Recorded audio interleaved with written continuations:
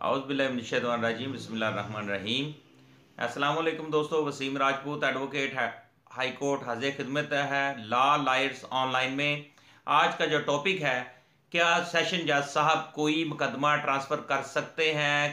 Can a session जज transfer any case? jurisdictions of a session judge to transfer a case or trial। दोस्तों, lecture को topic को discussion करने से पहले शुरू करने से पहले रिक्वेस्ट करूंगा कि आप चैनल को सब्सक्राइब कर लें और बेल आइकन को भी क्लिक कर लें। जैसे मेरी तरफ से लीगल वीडियो अपलोड होगी, आप तक कानूनी रहनुमाई पहुंच जाएगी, नोटिफिकेशन मिल जाएगा, तो उससे आप इस कानूनी रहनुमाई से मुस्तफीद हो पाएंगे।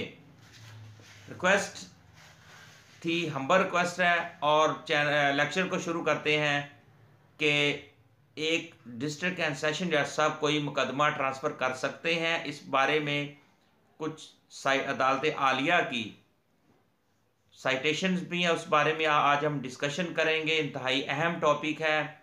इसमें रिसेंटली एक जजमेंट आई है, उसके बारे में हम डिस्कस कर रहे हैं। 3 रुकनी बेंच ने फैसला दिया है कि दफ़ा 526 ज़ाब्ता फौजदारी के मुताबिक किसी ज़िला के सेशन जज के पास ये इख्तियार हासिल नहीं है कि वो अपने मतहत किसी एडिशनल सेशन जज साहब से कोई भी ट्रायल या दरख्वास्त जमानत वगैरह विड्रा करके वो केस किसी दूसरे सेशन जज साहब को इंट्रस्ट कर दें। नंबर 1, ये इख्तियार दफ़ा 528 ज़ाब्ता फौजदारी के तहत सिर्फ अदालत आलिया के पास है, ये सिर्फ हाई कोर्ट के पास है। वो केस को ट्रांसफ़र कर सकते हैं, उसमें हम टीए मूव कर सकते हैं।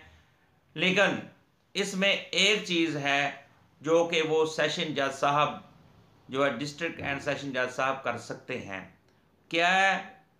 ताहम सेशन जज साहब दफ़ा 526 ज़ाब्ता फौजदारी के तहत अपने मतहत मजिस्ट्रेट से कोई भी ट्रायल या दरख्वास्त जमानत वगैरह विड्रॉ करके किसी दूसरे मजिस्ट्रेट साहब को इंट्रस्ट कर सकते हैं, ट्रांसफ़र कर सकते हैं। अदालत आलिया के 3 रुकनी जो है बेंच, उसका फैसला का हवाला है कि PLJ 2019 CRC 1447, PLJ 2019 CRC 1647 1647 page है। उसमें यह क्लियर बताया गया है कि सेशन जज साहब की जुरिस्डिक्शन कितनी तक है कि वो अपने एडिशनल सेशन जज साहिबान से केस को जमानत या कोई ट्रायल वगैरह वो उनसे विड्रॉ करके किसी दूसरे सेशन जज साहब को इंट्रस्ट कर दें।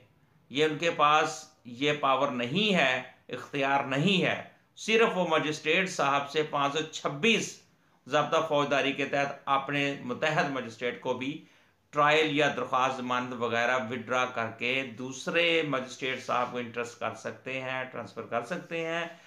तो ये अदालत आलिया की मैंने जजमेंट का भी हवाला दे दिया। दोस्तों, बात कहने का मतलब सिर्फ ये जो इख्तियार है, ये सिर्फ दफ़ा 548 ज़ाब्ता फौजदारी CRPC के तहत सिर्फ अदालत आलिया को मिल गया है, लाहौर हाई कोर्ट को मिल गया है। तो ये जो टीए है सिर्फ वो ही कर सकते हैं। वेरी इंपॉर्टेंट ये जजमेंट है। ये आजकल इस तरह के हमारे प्रैक्टिस के अंदर बहुत ज़्यादा इस तरह की सिचुएशन होता है कि हमें इस जज पे यकीन नहीं है, इसको केस को ट्रांसफ़र कर दें, हम फौरी टीए मूव कर देते थे। तो इस चीज़ का भी वो जो है उनके जो अख्तियारात हैं वो उनको चेंज कर दिया गया है, वो हाई कोर्ट ने अपने पास रख लिए हैं दफ़ा 548 CRPC के तहत।